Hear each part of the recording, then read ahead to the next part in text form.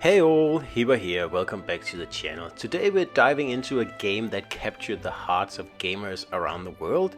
It is of course Stray. From its heartwarming story to its captivating world design, Stray managed to stand out in a sea of releases in 2022. But what is about this game that makes so many of us love it? Well, that's exactly what we're going to explore in today's video. First off, and most importantly, let's talk about the concept. Stray presents something we don't see very often in gaming. It's a chance to play as a cat. And not just any cat, but one that's navigating a vast, mysterious cyberpunk world. This alone makes it incredibly unique. We've seen human protagonists, robots, and animals in games before, but Stray gave us the rare opportunity to experience life from the perspective of an animal. One with no dialogue, no grandiose quest, just a cat trying to survive in a decaying world. Something as simple as meowing or rubbing against objects for affection adds so much personality to the cat. It might seem trivial, but it's these little things that immerse us into the experience and makes the cat feel real, right? It's a subtle but brilliant design choice. Another major reason why Stray resonates with so many people is its emotional story. On the surface, it's a rather simple tale about a cat trying to reunite with his friends, but as the game unfolds, it becomes much more than that. It's about survival, connection, and discovering what's left of humanity after its fall. The relationship between the cat and B12, the little robot companion, is central to the emotional core of the game. B12 helps the cat navigate the world, translate robot language, and uncover the secrets of the city. As the two characters grow together, so does the emotional connection players feel, even though, for much of the game, they can't verbally communicate.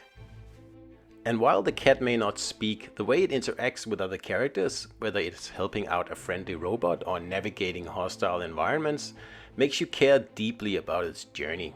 It's a beautiful example of how a game can evoke emotion through subtlety, even without heavy dialogue. Of course, we can't talk about Stray without mentioning its setting.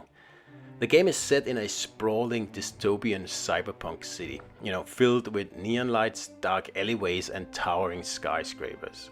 But what makes the world of Stray so compelling isn't just how it looks, it's how it feels. The world of Stray feels alive, every street, every rooftop, every underground passage tells a story. The city feels like a character in itself, and I'm sure that's on purpose. It's a world abandoned by humanity and taken over by robots, with secrets hidden in every corner. The environmental storytelling in Stray is simply top-notch.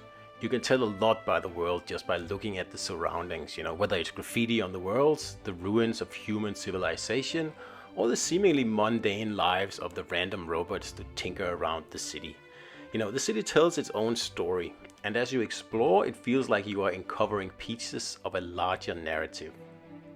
Let's talk gameplay. In a game like Stray, it's easy to assume that the novelty of playing as a cat would be the main draw, but the gameplay itself is fun and well designed. The parkour mechanics are smooth and satisfying. The cat can leap across rooftops, squeeze through narrow spaces, and even uses agility to outmaneuver enemies. Speaking of enemies, Stray introduces a range of challenges, from stealth sections where you need to avoid terrifying enemies like the Zergs, to solving puzzles that help you progress to the city. While the game's combat is relatively minimal, this adds to its charm. You rely more on wit and agility than brute strength. And also with B12 by your side, the puzzles are fun to solve. Whether it's translating robot language, hacking terminals, or activating mechanisms in the environment, these elements break up the action and provide a very nice balance. Plus, Stray gives you the freedom to interact with the robots and other NPCs around the city, from helping them with small tasks to uncovering hidden items or lore. It's the little things that make the game enjoyable. Another key element in why Stray works so well is its atmosphere. It's created through stunning visuals and an emotional soundtrack. The art design and the art direction is nothing short of breathtaking, with each area offering a unique visual experience. From the rain-soaked streets of the cozy robot-filled neighborhoods, Every setting feels detailed and thoughtfully designed. The lighting in Stray is especially remarkable. The contrast of neon lights against dark, rainy streets creates a moody atmosphere that draws you into the game world. And I think the Cyber City in Stray is one of the best ever created, and I'd say it's better than any of the big, big budget AAA games out there. It's just pretty much perfect. And the music, it's perfect as well. The soundtrack complements the mood of each area, amplifying the feeling of melancholy, hope, and adventure. It's the kind of music you just don't hear, but feel as you progress through the game, and I think it's hard to come up with a better praise than that one. So finally, I just want to say that Stray is available on PlayStation 5 and also on Switch, and the gameplay I'm showing you here is from the Switch version. So if you've seen screenshots from the PlayStation 5, it looks less impressive here, but it is still an amazing experience, and the portability of the Switch version makes it my favorite version. So aren't there any downsides to Stray? And there's really two of them. The first is that this game here is really only scratching the surface of what could be.